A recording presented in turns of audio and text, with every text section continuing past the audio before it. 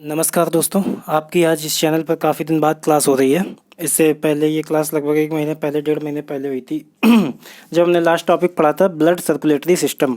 Bio चल रही थी आपकी, अब साथ में आपकी फ़िज़िक्स भी स्टार्ट की जाएगी। और ये लेक्चर आपके जो चल रहे हैं ये आपको सुपर टेट, जो आपका जूनियर सुपर टेट होने वाला है उसमें भी आपके काफ़ी ज़्यादा हेल्पफुल रहेंगे। और जितने भी टॉपिक हैं उसमें ये सारे टॉपिक आपको साइंस में मिलेंगे। तो आपकी क्लास को स्टार्ट करते हैं। और जो ये आपका ब्लड सर्कुलेटरी सिस्टम चल रहा था, रक्त परिसंचरण तंत्र, उसके आगे उसी की क्लास में आगे ब्लड पढ़ते हैं हम लोग। तो ब्लड में क्या था कि पहले हम लोगों ने रक्त परिसंचरण तंत्र पढ़ा था कि इसको आप लोग क्या, ये किसके द्वारा होता है, हृदय के द्वारा संचालित होता है। और इसकी खोज किसने की थी? इसकी खोज, रक्त परिसंचरण तंत्र की खोज की थी विलियम हार्वे ने, बॉडी सर्कुलेशन सिस्टम। ठीक है, तो इसमें हम लोग क्या, ये दो तरह का होता है। कैसे कैसे? एक तो होता है ओपन सर्कुलेट और एक होता है क्लोज सर्कुलेट, खुला परिसंचरण, बंद परिसंचरण। ठीक है, तो खुला परिसंचरण जो होता है, ब्लड, रक्त सीधे ऊतकों के संपर्क में बहता है, टिश्यू के संपर्क में सीधे ब्लड बहता है। जितना भी आपका आर्थ्रोपोडा जगत के जीव होते हैं, जैसे मक्खी, मच्छर, तितली, इसमें सीधे ब्लड इनकी बॉडी के अंदर सीधे बहता है, टिश्यू के अंदर।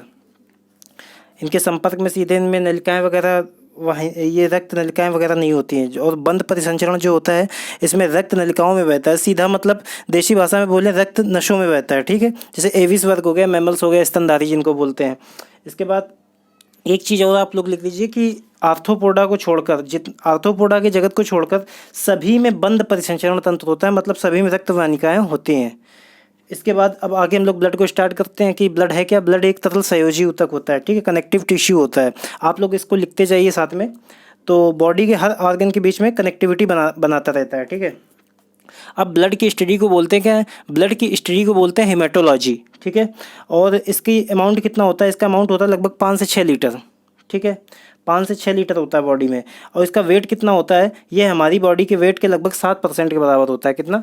ये हमारी बॉडी के लगभग 7% के वेट के बराबर होता है। ठीक है, इसकी पीएच वैल्यू जो होती है 7.4 होती है, मतलब बेसिक नेचर का होता है, क्षारीय नेचर का होता है।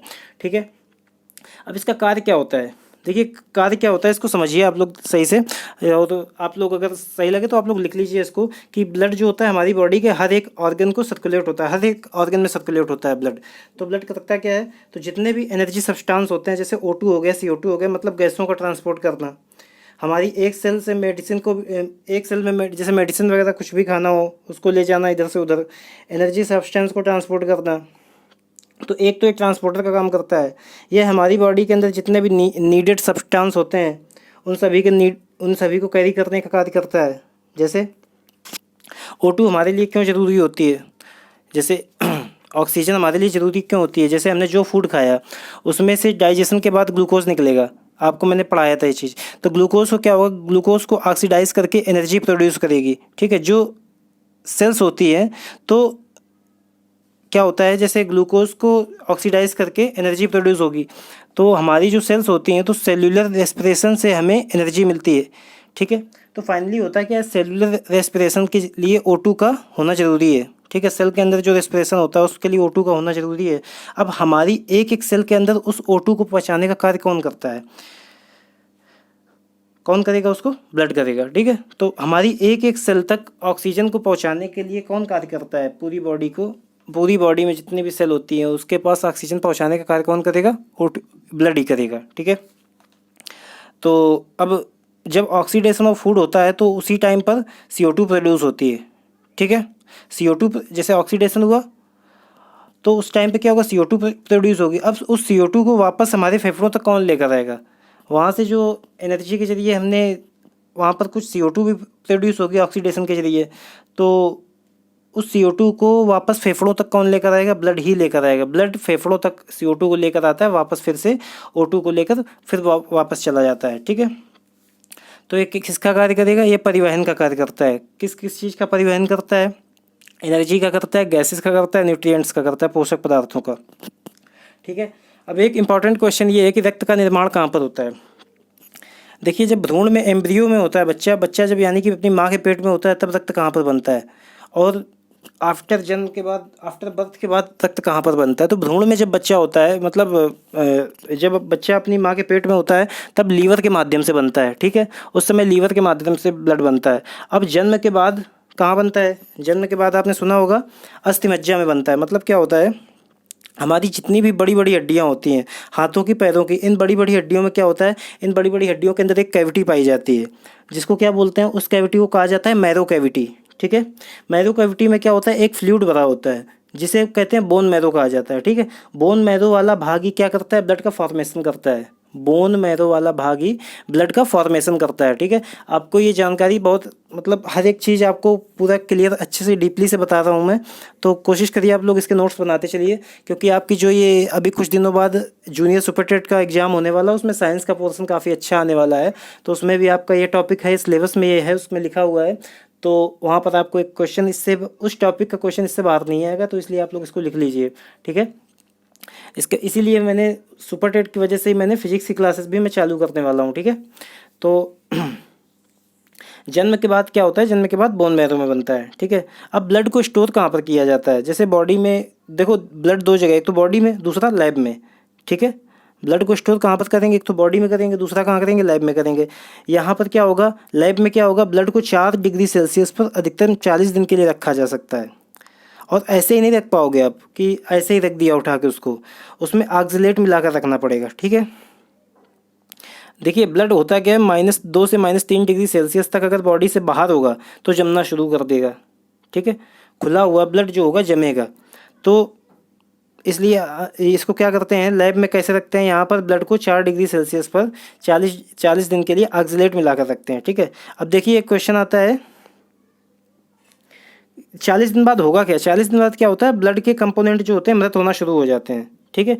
ब्लड क्लॉट होना शुरू हो जाएगा, डिस्ट्रॉय हो जाएगा, अपने आप पूरी तरह से नष्ट हो जाएगा। कंपोनेंट मतलब इसके कंपोनेंट में क्या, आरबीसी, डब्ल्यूबीसी, प्लेटलेट्स, ठीक है। अब दूसरा बॉडी वाली बात करते हैं कि बॉडी में ब्लड कहाँ पर स्टोर होता है। बॉडी में जो ब्लड होता है वो स्टोर होता है प्लीहा में, स्प्लीन में।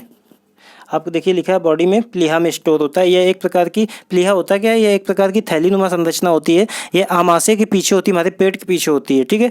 लगभग 240 ml ब्लड को स्टोर कर सकती है, ठीक है। क्वेश्चन आता है पेपर में कि प्लीहा कितने ml ब्लड को स्टोर, कितना ब्लड स्टोर कर सकती है, तो लगभग 240 ml ब्लड प्लीहा जो है स्टोर कर सकती है, ठीक है। इसकी लोकेशन कहाँ पर होती है, पेपर में पूछा जाता है, तो आमाशय के पीछे, पेट के पीछे होती है, ठीक है।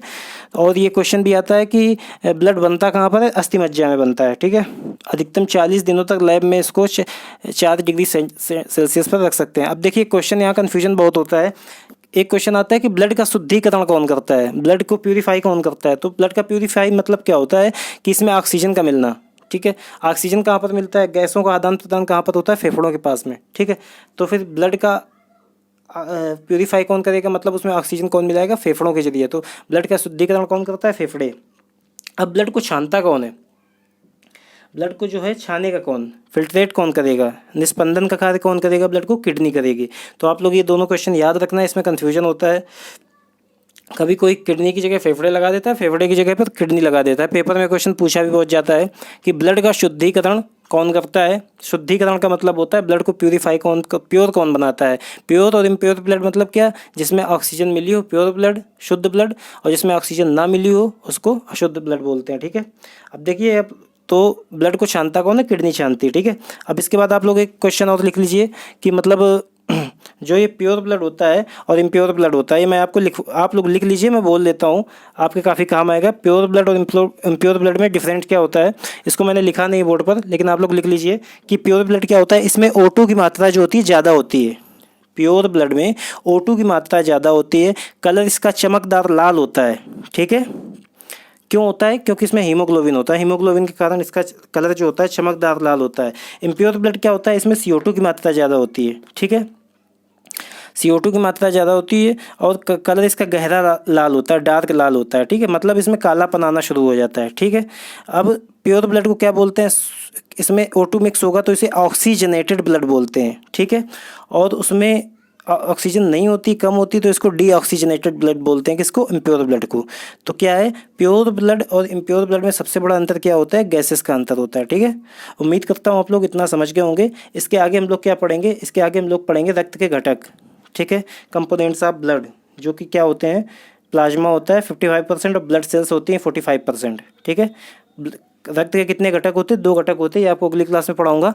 एक तो होता है प्लाज्मा और एक होता है ब्लड सेल्स। ठीक है, प्लाज्मा होता है 55% और ब्लड सेल्स होती है 45%, तो टोटल मिला के 100%। ठीक है, ब्लड सेल्स आपका फिर 3 पार्ट में डिवाइड हो जाता है, आरबीसी, डब्ल्यूबीसी और प्लेटलेट्स। ठीक है, तो उसके बारे में हम लोग आगे के लेक्चर में पढ़ेंगे। अभी फ़िलहाल आपको यहीं पर रोकते हैं और आपको मैं बता दूं कि आपके जितने CHSL का एग्जाम हो या कोई भी एग्जाम हो, जैसे जूनियर सुपरटेट का एग्जाम हो, उसके लिए भी आपको क्लासेस रेगुलर मिलती रहेंगी।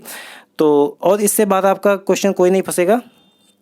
बाकी आप लोग ये पढ़ते रहिए, और अभी आपको इसके साथ में फिजिक्स की क्लास चालू हो जाएगी और आपका क्वेश्चंस वाली सीरीज एक मैं लेकर आऊँगा, एक क्वेश्चन जिसमें स्पेशल आपको हर सब्जेक्ट के क्वेश्चन मिलेंगे जो पेपर में अधिकतर पूछे जाते हैं। ठीक है, तो दोस्तों इसको क्लास को यहीं पर रोकते हैं। धन्यवाद।